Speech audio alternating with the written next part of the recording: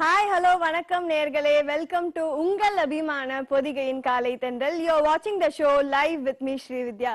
So, Sunday, synonymous with special தான். எப்பயுமே நம்ம செக்மெண்ட்டுக்குள்ள போறதுக்கு முன்னாடி இன்னைக்கு என்ன ஸ்பெஷல்னு பார்ப்போம் இல்லையா? இன்னைக்கு ஒரு சேஞ்சுக்கு நேத்திக்கு நாளைக்கு என்ன ஸ்பெஷல்னு பார்க்கலாம். ஸோ நேத்திக்கு பார்த்தீங்கன்னா காரைக்குடி கவிஞர் கண்ணதாசனோட பிறந்த நாளுங்க. நம்ம அவரோட பாடல் வரிகள்ல எவ்வளவோ கருத்தை தெரிஞ்சிட்டு இருப்போம் இல்லையா? ஸோ அதே மாதிரி நாளைக்கு என்ன ஸ்பெஷல்? ரம்ஜான் தான். ஸோ இந்த ரெண்டு ஸ்பெஷல் நியூஸோட நம்ம ஷோவோட ஃபர்ஸ்ட் செக்மெண்ட்டுக்குள்ள போகலாம். கண்டேன் சக்தி பீடங்களை. நம்ம அம்மனோட அருளை ஒவ்வொரு நாளும் தெரிஞ்சிட்டு இருந்தோம். இன்னைக்கு பஞ்சபூதத்துல ஒரு பூதமான அந்த நீர், அதுல இருக்கிற ஷீர் பவானி, அந்த அம்மனோட அருளை தான் மஞ்சுளா ரமேஷ் நமக்காக அவங்களோட அருமையை பத்தி சொல்ல இருக்காங்க. போய் பார்த்துட்டு வாங்க. கண்டேன் சக்தி பீடங்களை இந்நிகழ்ச்சியை வழங்குபவர்கள் Karur Vaishya bank, smart way to bank, Gopuram Kumkum, பக்திக்கு உகந்தது. ஜூலை ஞான ஆலயத்துடன் ஏற்றம் தரும் ராகு, ஞானம் தரும் கேது, பெயர்ச்சி பலன்கள், பரிகாரங்கள். படியுங்கள் ஞான ஆலயம். உங்கள் சொந்த வாகனம், இதுவரை நீங்கள் உணர்ந்திடாத அளவில்லா ஆனந்தம்.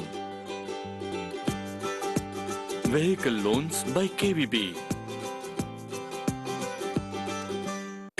குங்குமம் கொடுங்க. இது தூய்மையான குங்குமமா? அப்ப எந்த குங்குமம் வாங்குறது? கோபுரம் குங்குமம், பரிசுத்தமானது, பக்திக்கு உகந்தது. கோபுரம் குங்குமம்.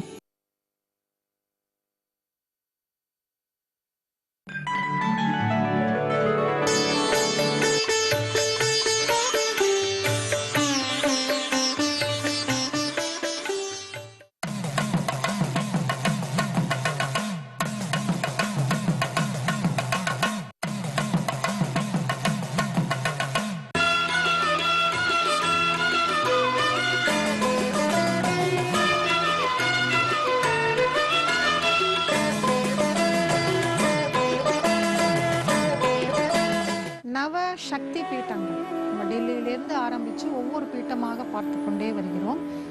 நவ சக்தி பீட்டம் 8 பீட்டங்களை நாம் பார்த்துட்டோம். 9வது பீட்டமாக இருப்பது காஷ்மீரில் இருக்கின்ற அன்னை ஷிர்பவானி. அற்புதமான ஒரு தெய்வம்.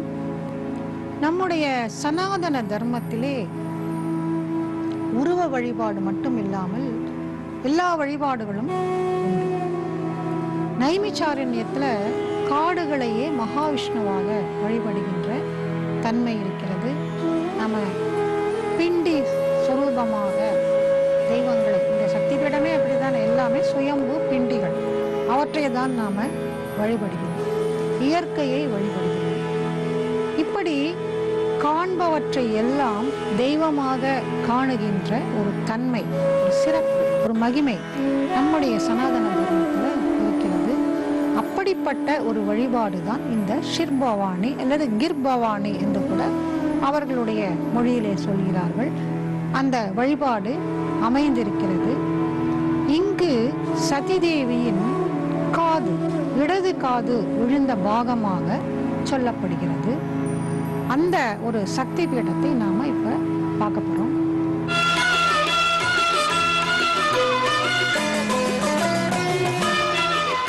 காஷ்மீர் அற்புதமான ஒரு மாநிலம், அழகு கொஞ்சம் மாநிலம்.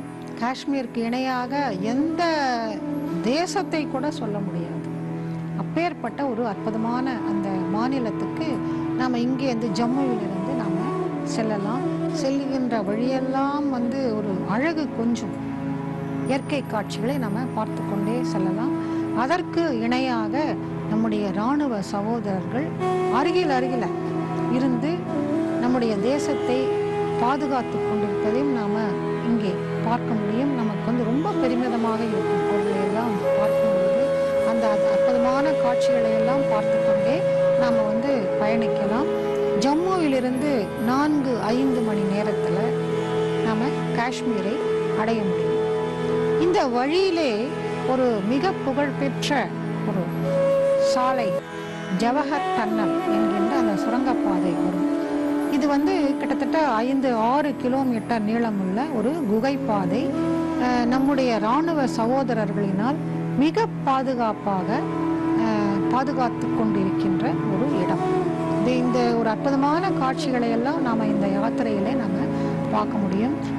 அங்கே சென்று நாம் அந்த தால் ஏரி நம்ம நிறைய புகைப்படங்களிலே பார்த்துருக்கலாம், நிறைய காட்சிகளாக நம்ம பார்த்துருக்க முடியும். புகழ்பெற்ற ஏரி, அந்த ஏரியை சுற்றி கொண்டு நாம் சென்றோம் என்று சொன்னால் காஷ்மீரிலிருந்து 22 கிலோமீட்டர் தூரத்தில் இருக்கிறது துலாமாலா அப்படிங்கிற அந்த ஒரு ஊர், ஒரு சிறிய ஊர்.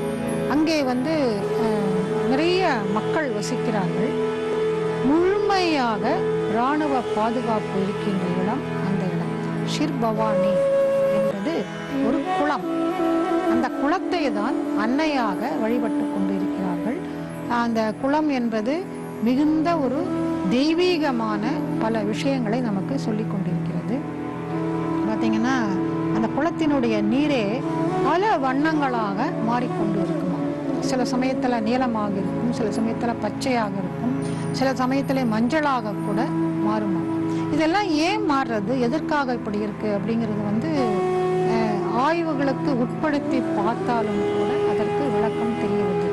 அப்படி ஒரு தெய்வீகமான பல அனுபவங்களை கொடுக்கக்கூடியதாக அந்த குளத்தை தான் முன்னாடி சொன்னவர் எப்படி நம்ம இயற்கையில மரங்களையும் செடிகளையும் கற்களையும் நாம வழிபடுகிறோமோ அதே போல குளத்தை, நீரை இங்கே சக்தி தேவியாக சதி தேவியின் இடது காது விழுந்த இடமாக, சக்தி பீட்டமாக நாம இங்கே வழிபடுகிறோம்.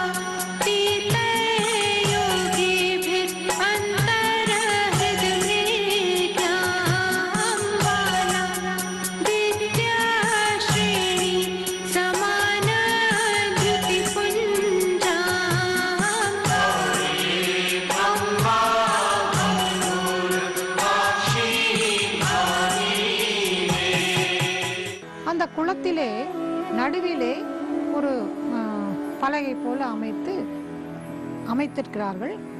தங்கத்தாலேயே அந்த கோவில் ஒரு சிறிய கோவிலாக ஒரு டோம் போல, ஒரு கும்பம் போல அமைத்து அதற்கு உள்ளே ஒரு உருவ வழிபாடாக அன்னையை அமைத்திருக்கிறார்கள். பழங்காலத்திலே காஷ்மீரிலே அரசர்களுடைய ஆட்சி இருந்தபோது நிறைய அப்படி தோலாவாக தங்கத்தால் ஆபரணங்களையும் அணிகலன்களையும் அன்னைக்கு சமர்ப்பித்திருக்கிறார். அவற்றையெல்லாம் அணிந்து கொண்டு மிகுந்த அழகுடன் அன்னை ஷிர் பவானி அங்கே காட்சி கொடுக்கிறாள். இவளை பொறுத்தவரை இவள் சரஸ்வதியின் அம்சமாக இங்கே விளங்குகிறாள். காஷ்மீர் என்பதே கல்வியின் கூடமாக இருந்தது, இப்பொழுதும் இருக்கிறது. நிறைய பண்டிதர்கள் வேதங்களை முழங்கிக் கொண்டு இருந்திருக்கிறார்கள். இந்த இடத்திலே பல்வேறு விதமான யாகங்களும் பூஜைகளும் நடந்திருக்கிறது. மிகப்பெரிய கல்விமான்கள் இங்கே இருந்திருக்கிறார்கள். ரிஷிகள் தவம் செய்திருக்கிறார்கள். அது ஒரு சரஸ்வதி பீட்டம். அதனாலதான் ஆதி சங்கராச்சாரியார் அங்கே சர்வக்ய பீட்டம் ஏறினதும் கூட அங்கேதான் என்று சொல்கிறார்கள். ஆதி சங்கராச்சாரியார் அவருடைய கோவிலும் இன்றைக்கும் காஷ்மீரிலே அமைந்திருக்கிறது. இப்படி எங்கே பார்த்தாலும் அந்த சத்துவ குணம் நிறைந்த அன்னை மகா சரஸ்வதியின் ஒரு ஆட்சி பீடமாக அங்கே அந்த இடம் அமைந்திருக்கிறது. அப்பேற்பட்ட சரஸ்வதியை அங்கே ஷிர் பவானியாக அங்கே ஆவிர்பவித்து இருக்கிறார்.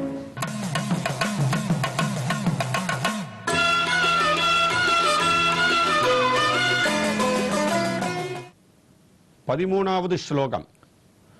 ஓம் ஸ்ரீம் ஓம்கார மாத்ருகா பீடரூபிணி ஓம் ஓம் ஓம்காரா தேவி अश्विनी देव्यै नमः।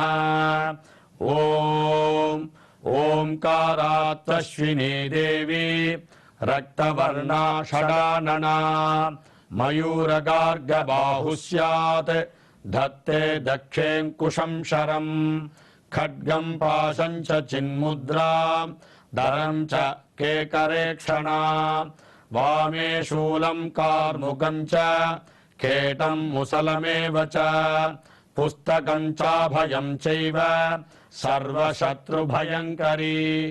ओम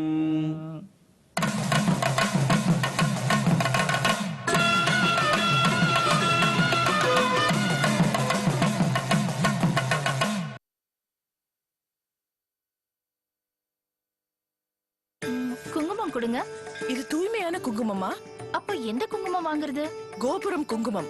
பரிசுத்தமானது, பக்திக்கு உகந்தது. கோபுரம் குங்குமம்.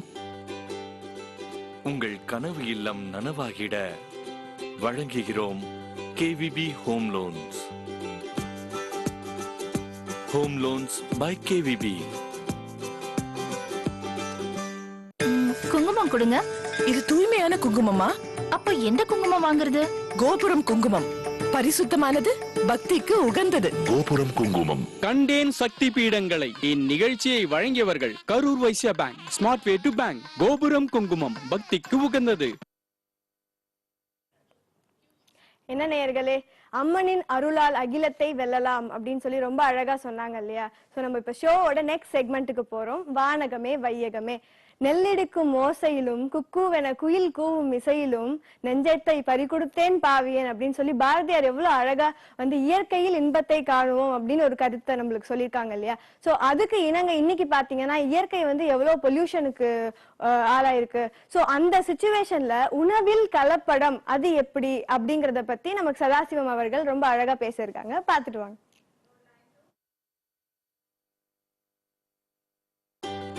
உங்கள் சொந்த வாகனம்.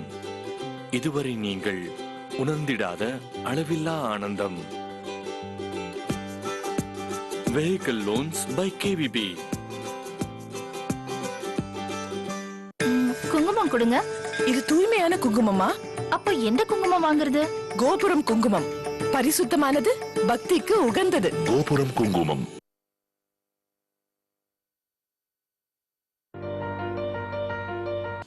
பொதிகை தொலைக்காட்சி நேயருக்கு என் அன்பான வணக்கம். உணவு தான் உயிர். ஏன்னா உணவு இல்லைன்னா இந்த உலகில் எந்த உயிரும் வாழ முடியாது. அப்போ உணவு ரொம்ப முக்கியமானது எல்லா உயிர்களுக்கும். என்ன பெரிய பிரச்சனைனா இந்த உணவில் கலப்படம்னு ஒண்ணு இருக்கு. எந்த உயிர்களும் தான் சாப்பிடுகிற உணவில் கலப்படம் செய்து கொள்வதில்லை, மனிதர்களை தவிர. மனுஷன் தான் சாப்பிடுகிற உணவில் கலப்படம் செய்கிறான். எப்படி கலப்படம் செய்யறான்னா, மிளகாத்தூள் போய் கடையில வாங்கினா செங்கல் தூளை அதுல போட்டு வச்சிருக்கான். ஏன்னா அதை விட செங்கல் தூள் மலிவா கிடைக்குது, உரைச்சு தூளை போட்டு கலக்கி வச்சிருக்கான். காப்பி தூள் போய் கடையில வாங்கணும்னா புளியங்கொட்டை தூளை அரைச்சு கலந்து வச்சிருக்கா. ஏயா காப்பி தூளுல புளியங்கொட்டைய கலக்கறா அப்படின்னு கேட்டா, இப்ப காப்பி தூள் வந்து ஒரு 1000 ரூபாய் கிலோ வருதுன்னு வச்சுக்குங்க. புளியங்கொட்டை ஒரு 100 ரூபா கிலோ. அப்போ ஒரு 9 மடங்கு லாபம் கிடைக்குமேனு மனிதர்கள் உணவில் கலப்படம் செய்யலாம். அதுபோல மிளகு வாங்குறோம். 1 கிலோ மிளகு வாங்கினா 1000 ரூபா வருதுன்னு வச்சுக்கோங்க. அதுல பப்பாளி விதைய கலக்குவோம். இப்ப பப்பாளி விதை எவ்வளவு வரும்? 20 ரூபா 30 ரூபா வரும் கிலோ. ஆனா மிளகு 1000 ரூபா வருது. கொஞ்சம் நான் பப்பாளி விதையை கலக்கினால் நமக்கு கூடுதல் லாபம் வரும்னு நினைக்கிறேன். மனிதர்கள் காசு கொடுத்து வாங்கி சாப்பிடுகிற உணவில் கலப்படம் என்பது மனச்சாட்சிக்கு விரோதமானது, சட்டங்களுக்கு புறம்பானது. வெறும் லாப நோக்கை மட்டும் மனதில் வைத்துக் கொண்டு நம் மக்கள் நம்பி காசு கொடுத்து வாங்குகிற உணவில் கலப்படம் என்பது அறவே கூடாது. இன்னைக்கு கலப்படம் பற்றி நாம் எல்லா ஊடகங்களும் பேசிக் கொண்டிருக்கிற நேரத்தில் நாமும் பேச வேண்டியதா இருக்கிறது. பாலில் கலப்படம், அதான் ரொம்ப வருத்தமாக மனவழியோடு சொல்லுகிற செய்தி, பாலில் கலப்படம் இருப்பதாக பலரும் பேசுகிறார்கள். குழந்தைகளுக்கு கொடுக்கிற பாலில் தான் ரொம்ப முக்கியம். அப்ப குழந்தைகளுக்கு கொடுக்கிற பாலில் கூட கலப்படம் செய்கிற அளவுக்கு இந்த வணிக புத்தி லாபத்தை நோக்கி போயிருப்பது அபாயகரமானது, உயிர்களுக்கு எதிரானது. ஆமா, இன்னைக்கு கலப்படம் குறிப்பாக தொழில்நுட்ப வளர்ச்சியில் நம்ம எவ்வளவோ முன்னுக்கு வந்திருக்கிறோம்னு பேசிக்கிறோம். சில பேர் சொன்னாங்க அண்மை காலத்தில் பிளாஸ்டிக் மொட்டை வந்துருச்சு. நம்மளால நம்ப முடியல. சார், பிளாஸ்டிக்கிலுமா மொட்டை வரும்? பெரும்பாலும் தாய் குளங்கள், கடைகளில் நம்பி வாங்குகிற தாய் குளங்கள் கேட்கிறாங்க, பிளாஸ்டிக்கிலுமாயா மொட்டை வரும்? நம்ப முடியுதா? அறிவியல் சொல்லுது கொஞ்சம் நம்புன்னு. ஏன்னா ஒரு கோழியை நம்மால் செயற்கையாக உருவாக்க முடியுது. ஒரு கோழியை செயற்கையாக அறிவியலால் உருவாக்க முடியும் என்றால், அது போடுகிற முட்டையை எங்களால் செயற்கையாய் உருவாக்க முடியாதா? எப்படியா உருவாக்குவீங்க? முட்டையில் என்னென்ன சத்து இருக்குன்னு தரம் பிரிக்கிறோம். முட்டைக்குரிய சத்தை தரம் பிரித்து செயற்கையாக அதையெல்லாம் உள்ளே கூட்டி ஒரு முட்டையை தயாரிக்கிறோம்னு சொல்றோம். நம்மளால நம்ப முடியாட்டியும் கூட அறிவியல் இதெல்லாம் செய்யும் போல இருக்கு. ஏன்னா அறிவியலுக்கு பெரும்பாலும் மனச்சாட்சியோடு இருப்பதற்கு பெயர் தான் அறிவியல். மனிதர்களுக்கு நல்லதை கண்டுபிடித்து கொடுப்பதற்கு பெயர் அறிவியல். மனிதர்களை மாற்றங்களை நோக்கி முன்னெடுத்து செல்வதற்கு பெயர் அறிவியல். ஆனால் அறிவியலில் கூட வணிக நோக்கம் புதுகிற போது அந்த அறிவியல் உயிர்களுக்கு எதிராக வருது. அது எதிராக வருது. இப்ப அண்மை காலத்தில் பரபரப்பாக பரப்பப்படுகிற செய்தி, பிளாஸ்டிக் அரிசி வந்துருச்சு. நம்ப முடியுதா? வதந்தி பரவிக்கொண்டே வருகிறது. மக்கள் தான் நம்பி சாப்பிடுகிற உணவில் விஷம் கலக்கிறது என்று பதைக்கிறார்கள். இதெல்லாம் உண்மைதானா? வேணுனே சொல்றாங்களா அல்லது பொய் சொல்றாங்களா?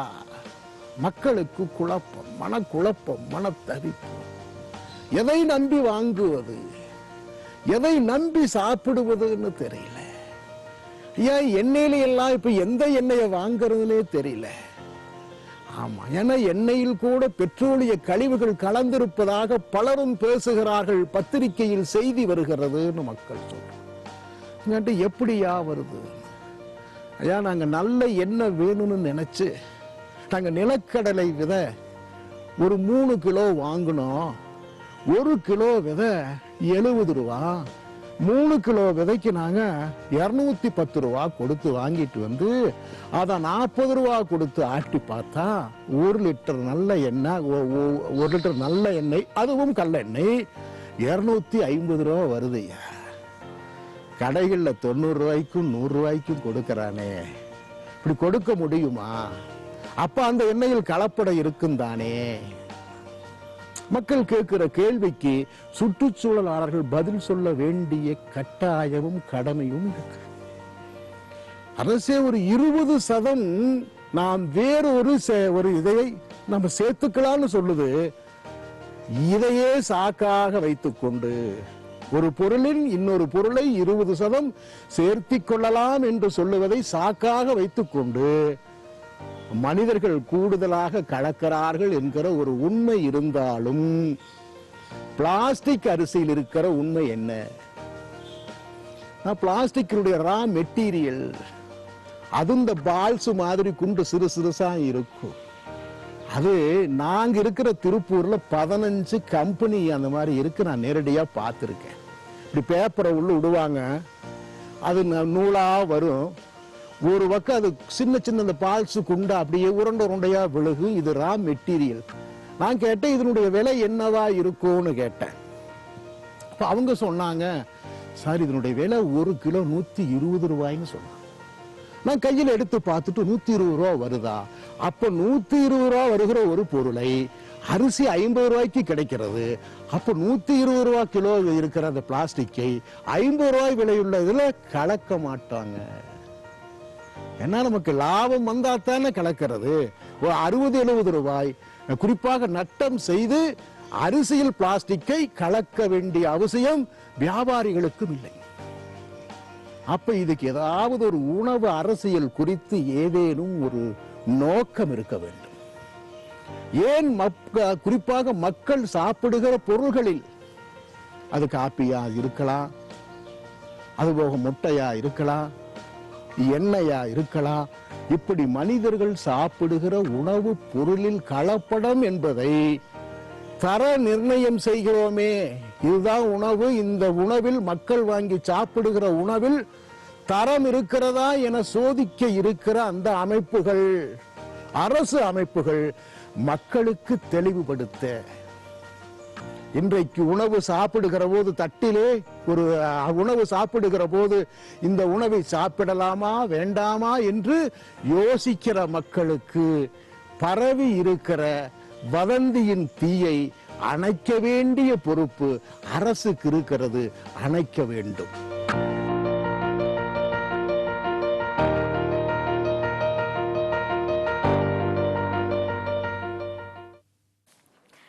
என்ன நேயர்களே, போன செக்மெண்ட் ரொம்ப இன்ஃபர்மேட்டிவா இருந்திருக்கும் அப்படின்னு நான் நம்புறேன். சோ இப்ப நம்ம ஷோவோட நெக்ஸ்ட் செக்மெண்ட்டுக்கு போறோம் இல்லையா? நான் நேத்திக்கு ஒரு கச்சேரிக்கு போயிருந்தேன். அங்க நம்ம வெளிநாட்டு நண்பர்கள் நிறைய பேர் வந்திருந்தாங்க.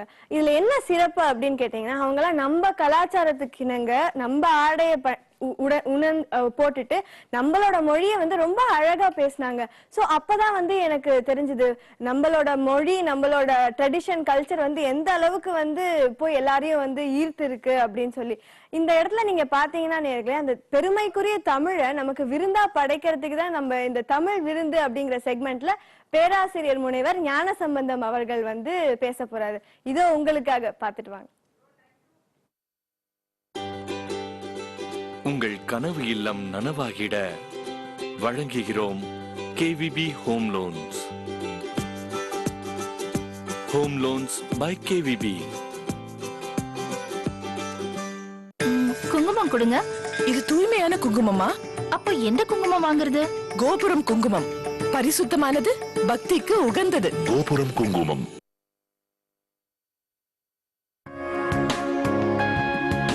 பொதிகை தொலைக்காட்சி நேயர்களுக்கு என் இனிய காலை வணக்கம். தமிழ் விருந்து நிகழ்ச்சியில் ஒவ்வொரு முறையும் நாம் புதிய செய்திகளை சொல்கிறப்ப 2000 ஆண்டு பழைய தமிழ் இலக்கியங்களை பற்றியும் அது தருகின்ற அருமையான கருத்துக்களை பற்றியும் பேசிக்கிட்டு வர்றோம். இதை கேட்குற பல பேர் கூட இந்த விஷயத்தை சொன்னீங்க, நல்லா இருந்தது, அந்த அன்றைக்கு சொன்ன அந்த கருத்து நல்லா இருந்தது அப்படின்னு அவங்கெல்லாம் பாராட்டி நமக்கு சொல்கிற போது இன்னும் பெருமையாக இருக்குது. இந்த தமிழ் விருந்து மிகச்சிறப்பாக தொடரும். பொதுவாக தமிழ்நாட்டினுடைய பழைய மதங்கள் அப்படின்னு பார்த்தா சைவம்தான் நம்முடைய மதம். அந்த சைவம் நம்முடைய சைவம் வைணவம் என்று நாம் பார்த்தோம். அது தவிர சமணம் பௌத்தம் என்ற 2 பெருமதங்கள். சமண மதம் அப்படிங்கிறது அதுக்கு முந்தைய நிலையில் ஆசீவகம் என்று அதுக்கு பெயர். 24 தீர்த்தங்கர்கள், 24வது தீர்த்தங்கர் தான் மகாவீரர்.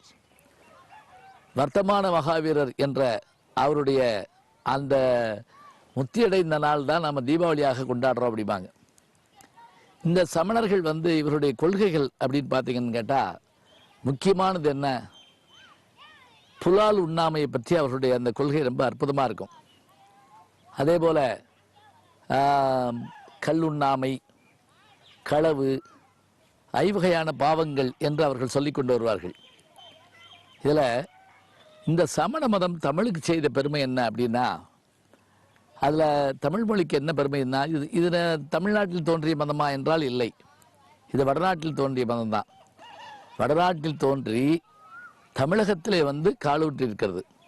குறிப்பாக மதுரை பகுதியில் சமணர்கள் வாழ்ந்ததற்கான அந்த பெரும் அறிகுறிகளுக்கு நிறைய ஆதாரங்கள் இருக்கு. தொல்லியலினுடைய அதிகாரி வேதாசலம் அவர்கள் என்பெரும் குன்றம் அப்படின்னு ஒரு அருமையான நூல் எழுதியிருக்கிறார். மதுரையை சுற்றி இருக்கக்கூடிய மலைகள், அந்த மலைகளில் சமணர்கள் வந்து தங்கியிருந்தது. அவர்கள் நம்முடைய தமிழுக்கு என்ன செய்தார்கள் அப்படின்னு கேட்டால், பள்ளிக்கூடம்னு ஒரு சொல்லு வச்சிருக்கேன் பார்த்தீங்களா. இந்த பள்ளி என்கின்ற சொல்லே நமக்கு கிடைத்தது சமணத்தில் இருந்தாங்கிறாங்க. சமண பள்ளிக்கூடங்கள், அதாவது அந்த சமண முனிவர்கள் பெரும்பாலும் நாட்டுக்குள்ளே வாழ மாட்டாங்க. அவங்க இந்த மாதிரியான மலைப்பகுதிக்கு வருவாங்க. இங்கே குகைகளில் தான் இருப்பாங்க. அப்படி இருக்கிற போது அவர்களுக்கு அந்த குகையிலேயே இயற்கையாக தங்குமிடங்களை அமைத்து கொடுப்பார்கள். யாருன்னு கேட்டால் செல்வந்தர்களோ அல்லது அரசர்களோ செய்வார்கள். இப்போ இந்த பகுதியில் நீங்கள் பார்த்தா கூட இந்த பின்பக்கம் ஒரு மலை தெரியுன்னு வச்சுங்களேன், இது சமணர்கள் வாழ்ந்த மலை தாங்கிறாங்க. இதில் இந்த அரிட்டாபட்டி என்கின்ற இந்த ஊரில் இந்த சமணர்கள் வாழ்ந்த காலம் வந்து 2000 ஆண்டுகளுக்கு முற்பட்டது. வேற ஒன்றும் மன்னர்கள் செஞ்சு கொடுக்க மாட்டாங்க. உங்களுக்கு மலையிலிருந்து விழுகிற தண்ணி குகைக்குள்ளே போயிடாம எலுகை எப்படி வெட்டி கொடுப்பாங்களாம். அதை கல்வெட்டை வச்சு அப்படி இவர்களை வச்சு உளியில் செதுக்குனா அந்த தண்ணி போய் வெளியே விழுந்துருமா. உள்ளே அவங்க தங்கிக்கிறலாம். இதில் கல் படுக்கை, கல்லெல்லாம் படுத்திருப்பாங்க. அங்கு தான் அவர்கள் என்ன செய்தார்கள் என்றால் பாடம் படிக்கவும் சொல்லிக் கொடுக்கவும் ஆரம்பித்தார்கள். அதுதான் இன்றைக்கும் கூட நீங்கள் பார்த்தீங்கன்னு சொன்னால் பள்ளிக்கூடங்கள் என்ற பெயரில் இருக்கிறது. படுத்திருக்கக்கூடிய இடமாக அவர்கள் பள்ளி கொண்டிருந்த இடமே அது பள்ளிக்கூடமாக மாறி இருக்கிறது. அத்தகைய சமணர்கள் மதுரையில் இருந்தார்கள் என்பதற்கான அந்த பெரிய ஆதாரங்களில் கல்வெட்டுக்கள், அதே மாதிரி அவர்கள் உலாவி இடங்களுக்கு கிடைக்கின்ற பெயர்கள், சாமணத்தம்னு ஒரு ஊர் கூட மதுரை பக்கத்தில் இருக்குது. சமணர்கள் வந்து அது கழுவேற்றப்பட்ட இடம்ங்கிறாங்க. அதுக்கான ஆதாரங்கள் இருக்கான்னு நமக்கு தெரியலனா கூட சமணர்களுடைய அந்த அற்புதமான பணி என்ன அப்படின்னா கல்வியை நமக்கு எல்லாருக்குமாக பரவலாக்கியது. அடுத்தது என்ன, அவர்கள் கொடுத்த அருமையான கொடை எதுன்னு கேட்டால் இலக்கண இலக்கியங்கள் என்று சொல்லலாம். 50 காப்பியங்களில் சீவக சிந்தாமணி சமண காப்பியம், அதே போல சிலப்பதிகாரம் சமண காப்பியம். பாருங்க, இத்தகைய பெருங்காப்பியங்களை தந்ததோடு மட்டுமில்லாமல் அவர்கள் வந்து இலக்கணங்கள் பலவற்றை நமக்கு தந்திருக்கிறாங்க. அந்த இலக்கணங்களில் முக்கியமானது என்ன அப்படின்னு பார்த்தீங்கன்னா, பவனந்தி முனிவர் எழுதின நன்னூல் என்ற இலக்கணம் ரொம்ப அற்புதமானது. நிகண்டு என்கின்ற நூல்கள், இந்த நிகண்டு தான் சொல் அகராதின்னு இன்னைக்கு நம்ம சொல்கிறோம். அது மாதிரி சொற்களஞ்சியம்னு அதை சொல்லலாம். இந்த நிகண்டுகளை எல்லாம் உருவாக்கி கொடுத்தவங்க இவங்க தான். இப்போ நம்ம சொல் வங்கின்னு நம்ம போடுறோம் பார்த்தீங்களா. சொல் வங்கினா என்ன, ஒரு சொல்லுக்கு இணையாக பல சொற்களை உருவாக்கி கொடுக்கறது. ஒரு சான்றா சொல்கிறேன் பாருங்களேன்.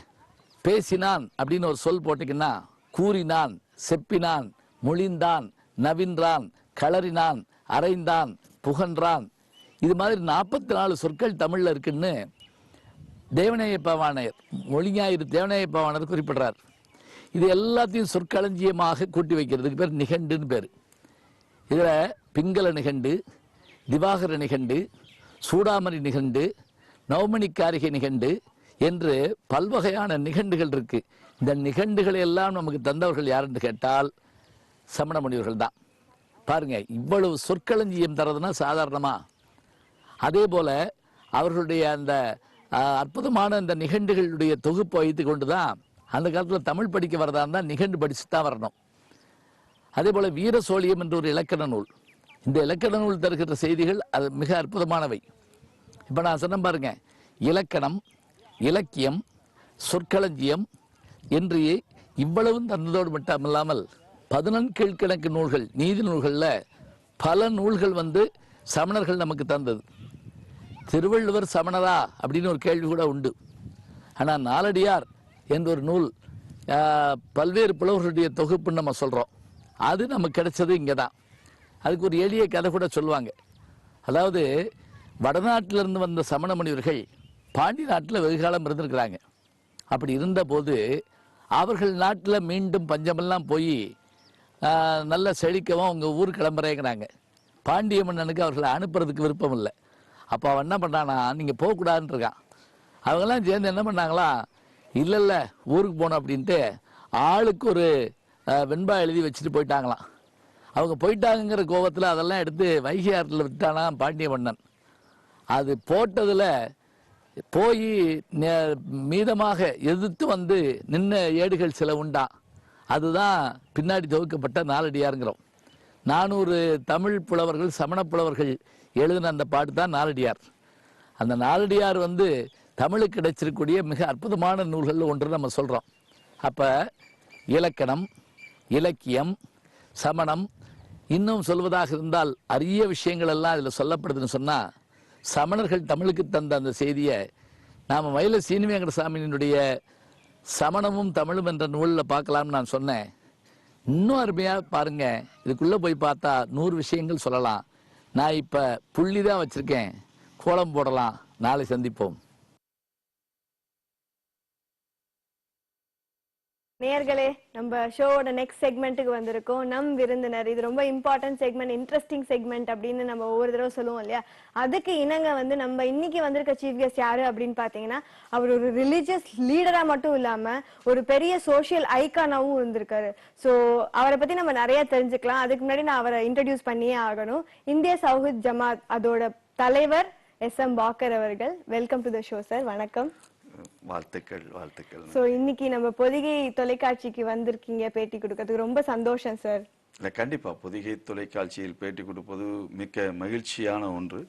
ஏனென்றால் வந்து எல்லா குக்கிராமங்களுக்கும் சென்றடையக்கூடிய ஒரு தொலைக்காட்சி இருக்கிறது என்றால் அது பொதிகை தான், டிடியாகத்தான் இருக்க முடியும். அதனால வந்து கண்டிப்பா அதுல எனக்கும் சந்தோஷம். சோ சொல்லுங்க சார், எல்லாரும் ரம்ஜான் நோன்பு ரொம்ப ஸ்பெஷலா போயிட்டு இருக்கோம். சோ நேயர்களுக்காக நோன்பு அதோட வந்து விசேஷத்தை பத்தி கொஞ்சம் சொல்லிடுங்க. கண்டிப்பா சொல்லணும். அதாவது நோன்பை பொறுத்த மாத்திரத்திலே நாங்கள் உயிரிலும் மேலாக நினைக்கக்கூடிய திருமறை குர்ஆன், அதுல பாத்தீங்கன்னா 2வது அத்தியாயத்தில் 183வது வசனம் என்ன சொல்லுதுன்னா, நாம் முன் சென்ற சமுதாயத்திற்கு, எங்களுக்கு முன்னாடி எத்தனை சமுதாயம் இருக்கு அத்தனை பேருக்கும் எப்படி நோன்பு விதியாக்கப்பட்டதோ அதே போன்று உங்கள் மீது விதியாக்கப்பட்டிருக்கிறது. ஏனென்றால் நீங்கள் இந்த நோன்பு இருப்பதினால் நீங்கள் இறையச்சம் உடையவராக ஆகலாம், உழைத்தூய்மையுடையவராக ஆகலாம்.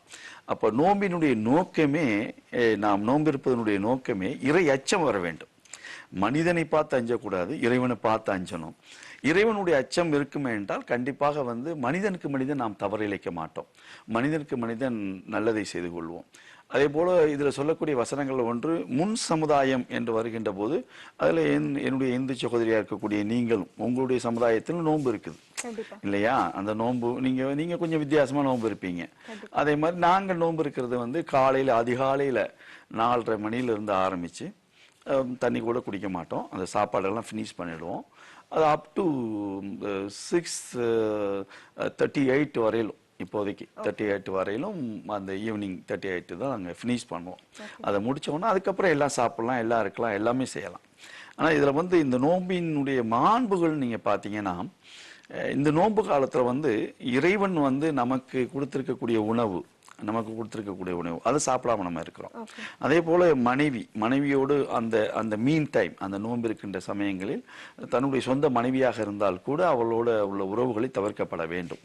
அப்போ இதெல்லாம் நமக்கு என்ன உணர்த்துதுன்னா, நம்ம சொந்த பொருளையே இறைவனுக்கு அஞ்சு சாப்பிடாம இருக்கிறோம்னா அந்நிய பொருளுக்கு நம்ம ஆசைப்படுவோமா, அடுத்தவனுடைய சொத்துக்கு ஆசைப்படுவோமா, அடுத்தவனுடைய பொருளுக்கு ஆசைப்படுவோமா?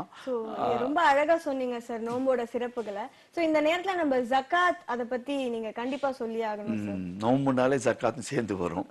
ஏன்னா எங்கெல்லாம் வந்து இறைவன் தொழுகையை பத்தி சொல்கிறானோ அங்கெல்லாம் வந்து ஜகாத்தை பத்தியும் சொல்லுவான்.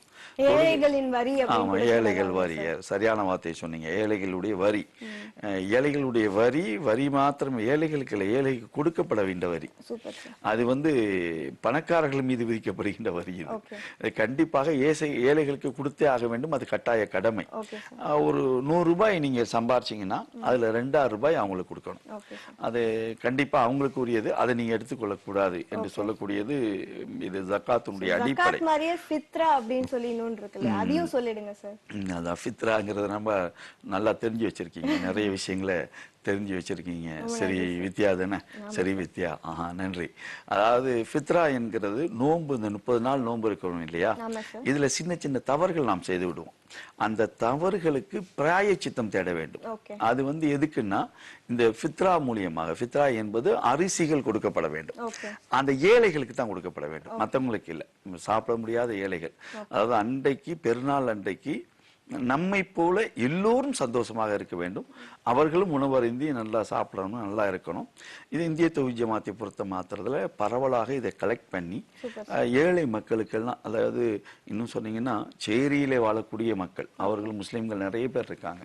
முஸ்லீம் அல்லாத சகோதரர்கள் சில இடங்கள் இருப்பாங்க, இருக்கணும் அப்படிங்கிறதுனால ஆமா, இதுதான் ஃபித்ராவுடைய நோக்கம். இப்ப நோம்போட சிறப்புகள் எல்லாம் வந்து நம்ம ரொம்ப அழகா சொல்லி கொடுத்தாரு நமக்கு. சோ இப்ப அவர் வந்து முன்னாடியே சொன்னேன் இல்லையா, ஒரு சோசியல் ஐகான் அப்படின்னு கூட. சோ நேர்களே இப்ப அவர் எவ்வளவு சாதனைகள் படிச்சிருக்காரு அப்படிங்கறத இப்ப நம்ம தெரிஞ்சுக்கலாம். சார் சொல்லுங்க சார், நீங்க வந்து பெண்களோட கல்விக்காக வந்து நிறைய பாடுபட்டிருக்கீங்க. அதுவும் முக்கியமா சொல்ல போனோம்னா நம்ம முஸ்லிம் பெண்கள் அப்படின்னு சொல்லலாம் இல்லையா? சோ அத பத்தி நீங்க கண்டிப்பா சொல்லணும் சார். இல்ல, கண்டிப்பாக வந்து பெண்களுடைய கல்வி என்பது இஸ்லாம் வந்து தவிர்த்து சொல்லல. திருமறை குர்ஆன் வந்து இருபாலாருக்கு தான் கல்விங்குது. ஆண்களுக்கும் கல்வி, பெண்களுக்கும் கல்வி, போத் ரெண்டு பேருக்கு. ஆமா, யூனிவர்சல், ரெண்டு பேருக்கு தான் உள்ளது அது. அதே போல எல்லா உரிமைகளும் பெண்களுக்கு இது மாத்திரமல்ல, கல்வியில் உள்ள உரிமை, அதே போல வந்து அவளுடைய சொத்தில் உரிமை, அவளுடைய ஆமா அவளுடைய ஹஸ்பண்டை தேர்ந்தெடுக்கிறதுல கூட அவளுக்கு உரிமை கொடுத்திருக்கு இஸ்லாம். இது வந்து 1430 இயர்ஸ்க்கு முன்னாடி, 1438 ஆண்டுகளுக்கு முன்னாடி பெண்களுக்கு சொத்தில் உரிமை என்றால் நினைச்சு கூட பார்க்க முடியாது.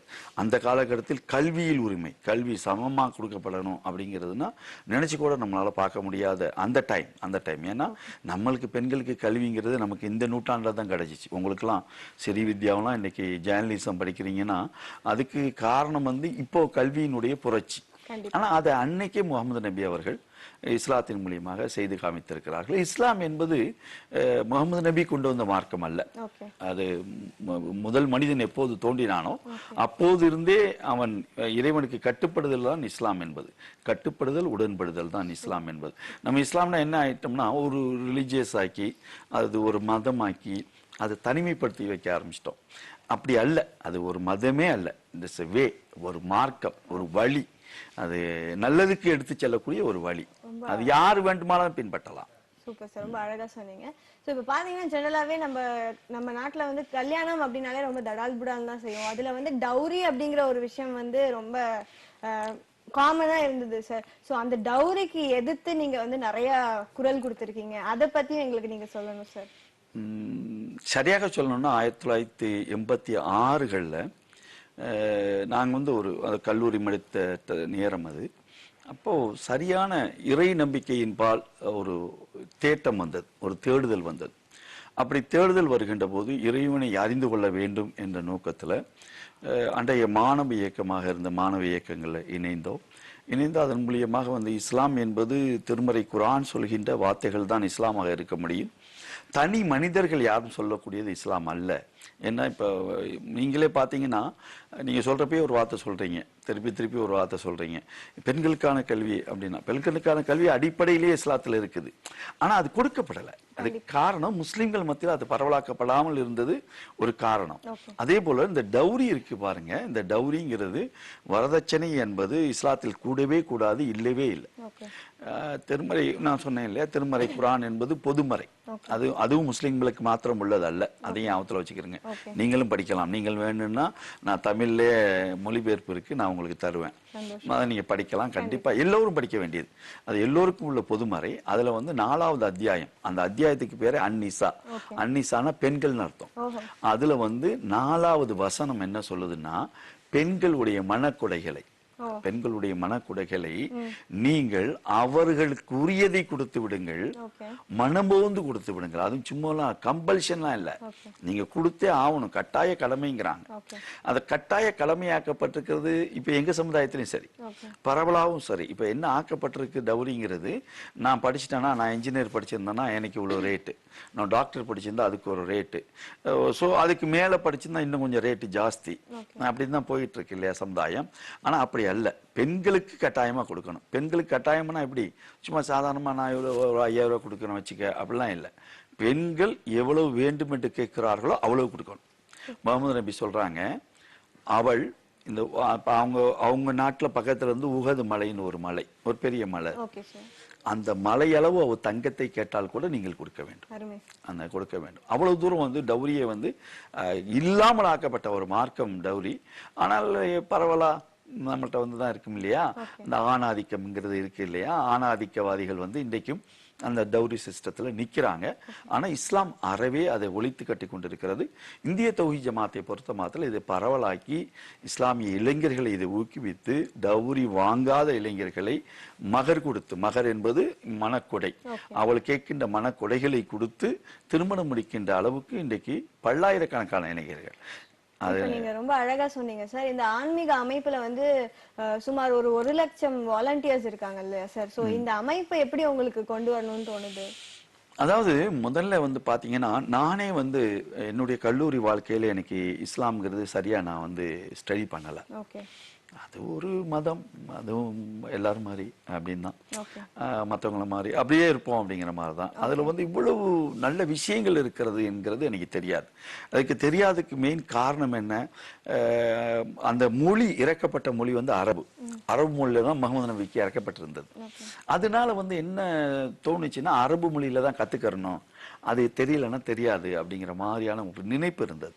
ஆனா அது வந்து தமிழ்ல மொழிபெயர்க்கப்பட்டிருக்கு, அந்த மொழிபெயர்ப்புல தமிழ்ல இன்னென்ன அர்த்தங்களோடு இருக்குது அப்படின்னு அதை ஸ்டடி பண்றப்பதான் நம்மள்ட்ட ஒரு மாற்றமே ஏற்பட்டுச்சு.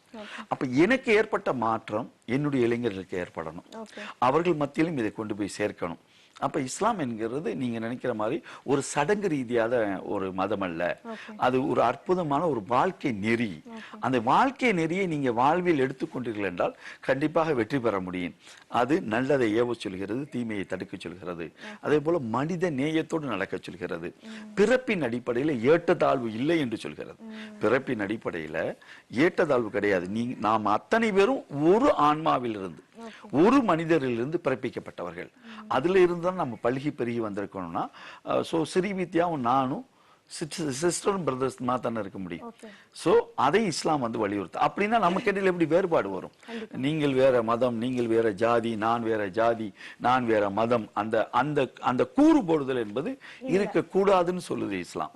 அப்ப இவ்வளவு நல்லதை சொல்லக்கூடிய ஒரு விஷயத்தை இவ்வளவு நாள் மூடி மறைக்கப்பட்டிருக்கிறதே, அந்த எண்ணம் வருகின்ற போது அதை இளைஞர் மத்தியில் கொண்டு போகணும் அப்படிங்கிற நினைப்போடு நம்ம செல்றப்போ அது பல்கி பெருக ஆரம்பித்தது. இளைஞர்கள் வந்து எப்பவுமே இளைஞர்கள் ஒரு நல்ல விஷயத்தின்பால் அது சரியாக பட்டுச்சுன்னா ஈர்க்கப்படுவாங்க கண்டிப்பாக. அவ்வளவு உண்மை இருக்கா அப்படிங்கிறப்ப ஈர்க்கப்பட்டாங்க. அப்படி ஈர்க்கப்பட்ட இளைஞர்கள் உருவானாங்க. இன்னைக்கு அந்த இளைஞர்கள் தமிழ்நாடு ஃபுல்லாவும் தன்னுடைய வேலைகளை செய்து கொண்டிருக்கிறாங்க, எந்த விதமான பிரதிபலன்களும் எதிர்பார்க்காம. இன்றைக்கு கூட வந்து ரமலான் இருக்கிறாங்கன்னா, இப்போ நீங்க சொன்னீங்க இல்லையா ஃபித்ரா, இந்த அரிசியை கலெக்ட் பண்ணுவாங்க, ஏழை எளியவங்களுக்கு போய் அவங்க போய் டிஸ்ட்ரிபியூட் பண்ணுவாங்க. அதை எதையும் எதிர்பார்த்தல, எந்த விதமான பெய்டாவும் இல்லாம சமூக நோக்கத்தோடு அதை செய்வாங்க. சார் ரொம்ப அழகா சொன்னீங்க சார். இப்போ வந்து இந்த மனித நேயம் அப்படி பத்தி சொல்லிட்டு இருந்தீங்களா சார்? அந்த மனித நேயத்தோட வந்து பிளட் டொனேஷனை வந்து நீங்க செஞ்சுட்டு இருக்கீங்க பெரிய அளவுல, அதுவும் சோ அத பத்தி கண்டிப்பா சொல்லுங்க சார். இல்ல பிளட் டொனேஷனை பொறுத்த மாத்திரத்துல, இரத்தம் என்பதை பொறுத்த மாத்திரத்துல இஸ்லாம் வந்து அருமையா திருமறை குர்ஆன்ல சொல்றது, ஒரு மனிதனை வாழ வைத்தவன் ஒட்டுமொத்த சமுதாயத்தையும் வாழ வைத்தவன் போல அவன். ரத்தம் ஒரு ஒரு சகோதரனுடைய உயிரை காப்பாத்துச்சுன்னா அதை விட எனக்கு என்ன இருக்கு, அதை விட வேற என்ன இருக்கு? அது அது இறைவன்ட்ட எனக்கு பெரிய நன்மையை பெற்று தந்துருமே. அப்ப அப்படி இருக்கணுங்கிறது தானே முக்கியம். அப்ப இதுதான் எங்களை வந்து புஷ்அப் பண்ணுது. இது எங்களை தூக்கி தள்ளுவது எதுன்னா, திருமறை குர்ஆனுடைய வசனங்கள் தான் எங்களை வந்து புஷ் பண்ணுது. அப்படி கொண்டு போறப்போ நாங்க கிட்டத்தட்ட தமிழ்நாடு முழுவதும் பிளட் பேங்கை பொறுத்த மட்டும் எவ்வளவோ நடத்தி இருக்கிறோம். அதுலேயும் எக்ஸ்பெஷலி நம்ம சென்னையை பொறுத்த மாத்திரத்தில் 4 GH கூடயும் எங்களுக்கு கான்டாக்ட்ஸ்னா சாதாரணமாக இல்லை. வருஷத்தில் எப்படி ஒரு 4 கேம்ப் ஒவ்வொரு GH கொடுப்போம். 4 கேம்ப்ல 200, 300, 400 அப்படிங்கிற மாதிரி அச்சீவ் பண்ணுவோம். இப்போ நீங்க கேம்ப்னு சொன்னதுனால நான் கேட்குறேன், நீங்க வந்து ஃப்ரீ இசிஜி கேம்ப்ஸ் கூட நிறைய வச்சிருக்கீங்க. இசிஜி கேம்ப்ஸ் மாத்திரமல்ல, மெடிக்கல் செக்அப் கேம்ப் வச்சிருக்கிறோம். அதே மாதிரி ஐ கேம்ப் வச்சிருக்கிறோம். தமிழ்நாடு முழுவதும். ஆமா, ஐ கேம்ப் வச்சிருக்கிறோம். பாடின்னு நம்ம திருவள்ளூர் மாவட்டம் பாடி ஒரு ஏரியா, ஒரு கிளை 20 ஐ கேம்ப் நடத்தியிருக்கிறாங்க. கிட்டத்தட்ட நியர்லி ஒரு 1000 ஆபரேஷன்ஸ், ஐ ஆபரேஷன்ஸ் பண்ணியிருக்கிறாங்க. இப்படி பல்வேறு எல்லா கிளைகளிலுமே இது பண்ணிட்டு இருக்கிறோம். எல்லா கிளைகளிலுமே இது கொண்டு வந்துட்டு இருக்கிறோம். Body total body checkup, medical care எல்லாமே அந்த மாதிரி மெடிக்கல்ல எல்லா வகையான மெடிக்கல்ஸ்.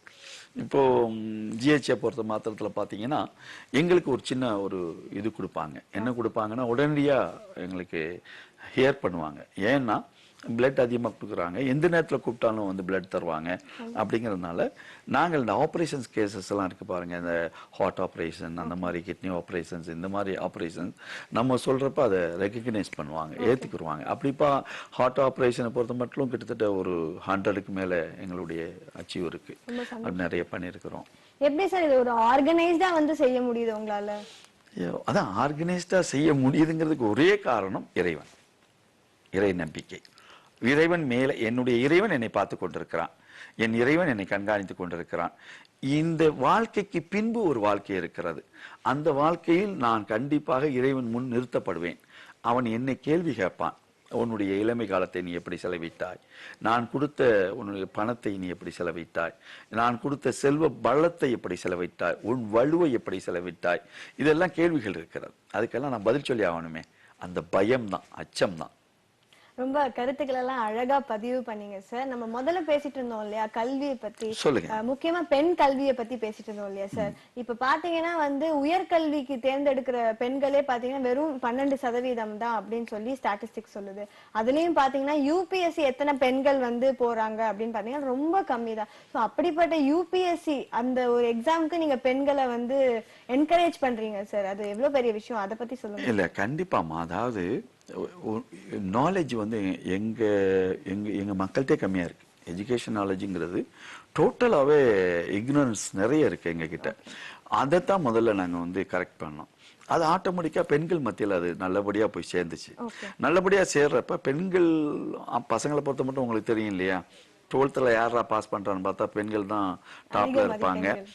10th யாரா அவங்க தான் அதிகமா இருப்பாங்க, இவனுங்க கம்மியா இருப்பானுங்க. ஏன்னா இந்த பசங்களுக்கு வேற டைவர்ஷன் இருக்கும். பெண்களுக்கு அப்படி இல்லை, ஒரு ஊர்மித்த ஒரு இதுல வேலை பார்ப்பாங்க. அதுல எங்க பெண்களை நாங்களே செலக்ட் பண்றோம். அவங்க மார்க்ஸை வச்சு, அவங்களோட டிவோட்டிங்கை வச்சு, அதே மாதிரி அதே நேரத்தில் அவங்கள்ட்ட பொது சேவை இருக்கான்னு நம்ம பார்க்குறோம். ஏன்னா சோசியல் ஒர்க் இல்லைன்னா அவங்க என்ன படிச்சு வேஸ்ட். ஏன்னா அப்புறம் என்ன சொல்றாங்கல்ல, அடுப்பெரியத்தான் அடுப்பு ஊதத்தான் பெண்கள் ஆயிருக்கு அப்படிங்கிற மாதிரி, அந்த மாதிரி தானே கொண்டு போயிடுறாங்க. அதுக்குத்தான் அப்படிங்கிற மாதிரி. அப்படி இல்லை, அவ டோட்டலா வந்து அதுல மாத்திரம் இல்லை, அவ வீட்டையும் பாதுகாக்கணும், அதே நேரத்தில் தேவையான சேவைகளை நாட்டுக்காகவும் அவ செய்யணும் அப்படிங்கிறது தான். ஏன்னா முகமது நபியுடைய மகளே ஃபாத்திமாவே போர்க்களங்கள் அடிபட்டு கிடப்பாங்க இல்லையா, அவங்கள மெடிக்கேட் யார் பண்ணுவாங்கன்னா அவங்க முகமது நபி தலைவர், அவர் நபி, தூதர், அவருடைய மகள் வந்து ஆண்களுக்கு போய் ட்ரீட்மெண்ட் பண்ணுவாங்க. ஸோ ட்ரீட்மெண்ட்டுங்கிறது சாதாரண விஷயம் அல்ல. அதுலேயும் போர்க்காலத்தில் போய் ட்ரீட்மெண்ட்ங்கிறது சாதாரண விஷயம் அல்ல. ஸோ அதை பண்ணணுங்கிறப்போ அப்போ அந்த பெண்களுக்கு அந்த அவேர்னஸை கொண்டு போய் கொடுக்குறோம். நீங்கள் இப்படிலாம் உருவாகணும்னு நம்ம சொல்கிறோம். நீங்கள் கட்டுப்பெட்டிகள் அல்ல. அதாவது சொல்லுவாங்கல்ல, புருக்கா என்ற சிறைக்குள் அடைத்து வைக்கின்றார்கள் அப்படின்னு சொல்லுவாங்க. புருக்காங்கிறது ஒரு கண்ணியமான ஆடையை தவிர அதை அடக்கி வைக்கின்ற ஆடை அல்ல. அவ கேர்ஃபுல்லா இருக்கணும், அவ கேர் ஆகணும் அப்படிங்கிறதுக்காக உள்ள ஆடை தானே தவிர அதுவும் வந்து பிளாக் போட்டு மூஞ்செல்லாம் மூடிக்கணும் அப்படிலாம் இஸ்லாம் சொல்லாது. மூஞ்சி நல்லா தெரியலாம், நல்லா எவ்வளோ தூரம் தெரியலாம், நல்ல ஃபுல் லூஸ் போட்டால் போதும், டைட்டாக இருக்கக்கூடாது, அவ்வளோதான். அதைத்தான் வந்து இஸ்லாம் ரிசெக்ஷன் பண்ணுது. மற்ற எந்த தடைகளும் இல்லை. அவள் படிப்பதற்கு, அவள் மேலே வருவதற்கு, அவள் நல்ல உயர் பதவிகளை சென்று அடைவதற்கு எந்த விதமான தடைகளும் இல்லை. Super sir. நேற்றுக்கு உங்க வைஸ் பிரசிடென்ட் முனீர் சார் அவர்கிட்ட பேசியிருந்தேன். அப்ப அவர் சொன்னாரு, என்ன மாதிரி நிறைய ஜேர்னலிஸ்டையும் நீங்க உருவாக்கிட்டு இருக்கீங்க அப்படின்னு சொல்லி. ஆமா, இது இந்த ஃபீல்ட்ல நான் கிட்டத்தட்ட ஒரு 30 வருஷமா நான் இருக்கிறேன். 30-35 வருஷமா இந்த ஃபீல்ட்ல இருந்துகிட்டு இருக்கோம். முதல்ல ஒரு சாதாரணமா ஒரு மாத பத்திரிகையாக ஆரம்பித்து, அப்புறம் வார பத்திரிகைகள் அவளுக்கு போய், அப்புறம் தொலைக்காட்சிகள்ல எல்லா மோஸ்ட் ப்ராப்பர்லி தனியார் தொலைக்காட்சி, உங்க தொலைக்காட்சியில ரொம்ப கிடைக்கிறது ரொம்ப கஷ்டம். ரிலீஜியஸ் பேஸ்னா கொஞ்சம் கஷ்டப்படுவாங்க. நிறைய ஃபார்மாலிட்டிஸ் இருக்கும், நிறைய பெர்மிஷன்ஸ் வாங்கணும். ஆனால் தனியார் தொலைக்காட்சியை பொறுத்த மட்டும் பெய்ட் பண்ணோம்னா அவங்க கொடுத்துருவாங்க, டைம் கொடுத்துருவாங்க அந்த மாதிரி.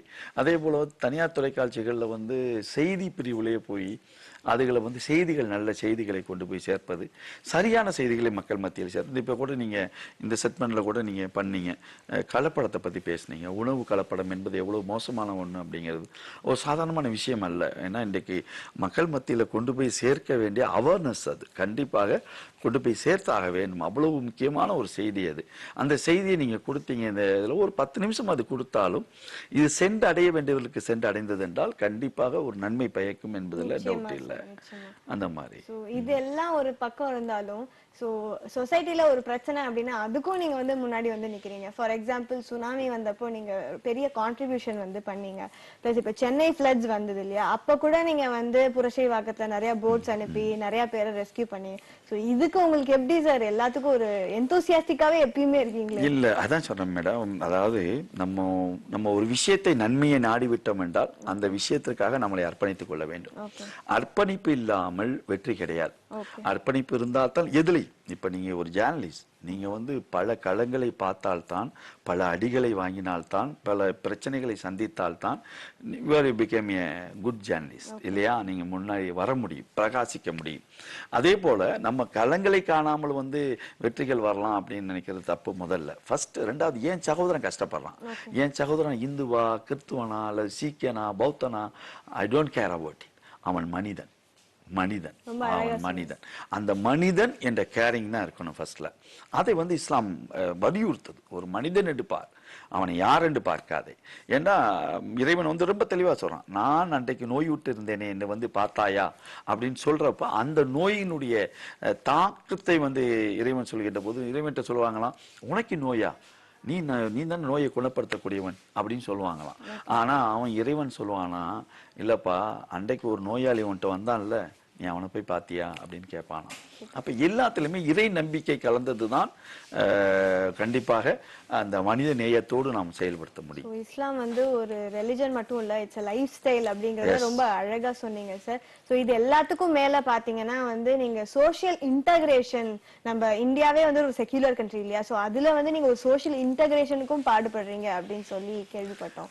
இல்ல, அது அப்படியே சொல்லக்கூடாது. ஏன்னா ஏன் சகோதரன் அதுல என்ன இருக்கு, நானும் அவனும் ஒண்ணுதானே. இந்த ஒரு குடும்பம் இருக்குதுன்னு வைங்களேன், அந்த குடும்பத்துல வந்து ஒருத்தர் வந்து ஏடிஎம்கேல இருப்பாரு, ஒருத்தர் டிஎம்கேல இருப்பாரு, ஒருத்தர் பிஜேபியில இருப்பாரு, ஒருத்தர் காங்கிரஸ்ல இருப்பாரு. ஆனா அந்த 4 பேரும் ஒரு தாயினுடைய மகன் தானே. அது இல்லைன்னு சொல்ல முடியுமா? நான் வந்து இஸ்லாத்தில் இருக்கலாம், என் சகோதரன் இன்னொருத்தன் கிறிஸ்துவனா இருக்கலாம், இன்னொரு இந்துவாக இருக்கலாம், இன்னொருத்தர் பௌத்தனா இருக்கலாம், ஒருத்தர் சீக்கியனாக இருக்கலாம், ஏன் மதமற்றவனாக கூட இருக்கலாம். ஆனால் அவன் என் சகோதரன் என்பதை மறுக்க முடியாது. நாங்கள் ஒரு தாயின் வயிற்று மக்கள். ஏன்னா நான் வந்து அடிக்கடி சொல்லுவேன், எங்களுடைய தொப்புள் குடி உறவுன்னு தான் சொல்லுவேன். நான் எங்கேயும் வேற எங்கேயும் இருந்து வந்து குதிக்கலையே, அந்நிய தேச இறக்குமதி இல்லையே. நான் எங்க அரபு தேசத்திலிருந்து இங்க வந்து நான் இஸ்லாமியன்னு சொல்லலை. நான் இஸ்லாத்தை வாழ்வியலாக ஏற்றுக்கொண்டிருக்கிறேன். எனக்கு இஸ்லாம் என்பது வாழ்வியல், எனக்கு வாழ்வு. அதே மாதிரி ஒரு சகோதரன் கிறிஸ்துவத்தில் இருப்பான், இன்னொரு சகோதரன் இந்துவாக இருப்பான், அவன் பௌத்தனாக இருப்பான், அவன் ஏற்றுக்கொள்ளக்கூடியது. அப்படி இருக்கிறப்ப நான் சகோதரன் இல்லைன்னு எப்படி சொல்ல முடியும்? அப்ப அவர்களுக்கு ஒரு பிரச்சனை என்றால் நான் போவதும், எனக்கு ஒரு பிரச்சனை என்றால் அவர்கள் வருவதும் இந்த சமுதாயத்தில் மாத்திரமல்ல, இந்தியாவில் மாத்திரமல்ல, உலகம் முழுவதும் இருக்க வேண்டும். இந்தியாவில் அது அதிகமா இருக்கு. ஏன்னா இந்தியாவில் இன்றைக்கு மனித நேயம் திளைப்பதற்கு காரணம், இந்தியாவிலே அதிகமாக மதங்கள் தலைத்தோங்கி இருக்கிறது, சமூக நேயம் தலைத்தோங்கி இருக்கிறது. மனிதத்தை அத்தனை பேரும் வலியுறுத்தி இருக்கிறார்கள். நம்மளுடைய முன்னோர்கள் அத்தனை பேருமே மனித நேயத்தை வலியுறுத்தி தான் சென்றிருக்காங்க. நம்மளை யாரும் டைவர்ட் பண்ணல, பிரிக்கல. நாங்கெல்லாம் எங்க ஊர் பக்கங்கள்லாம் உறவு சொல்லி அழைப்போம். அந்த மாதிரி தான் இந்து சகோதரர்கிட்ட பழகுவோம். அதுதான் மனித நேயம். இப்ப கூட பாத்தீங்கன்னா ரமலான் நோம்பு முடிஞ்ச உடனே நீங்க பிரியாணி செஞ்சு எல்லாருக்கும் தான் கண்டிப்பா நீங்க உங்க வீட்டுக்கு கூட அனுப்பிச்சிடலாம்.